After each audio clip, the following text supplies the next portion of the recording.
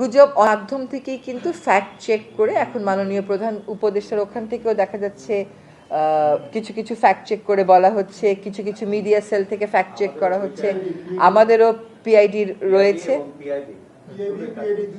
হ্যাঁ, শুনেন, একটা কথা কি, গুজবটা কাউন্টার করা তো আমাদের জাতীয় দায়িত্ব।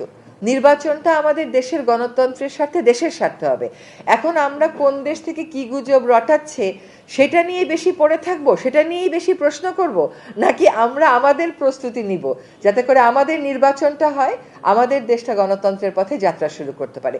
সেটাই আমি বললাম যে যত রকমের কথা শুনেন, সব রকমের কথাই কিন্তু প্রশ্নের বিষয়বস্তু হতে পারে না, কারণ সে তার রাজনৈতিক অবস্থান থেকে এই প্রচারটা করে। কিন্তু আমার রাজনৈতিক অবস্থান তো একটা দেশের নাগরিক হিসেবে, সরকারের অংশ হিসেবে, গণমাধ্যমের কর্মী হিসেবে তা হতে পারে না। কোন ভিউটাতে আমি এন্ডোর্স করব দেশের সাথে, সেটা আমি চিন্তা করব না? তো আপনাদের প্রতি আহ্বান থাকবে সেটা একটু চিন্তা করার জন্য।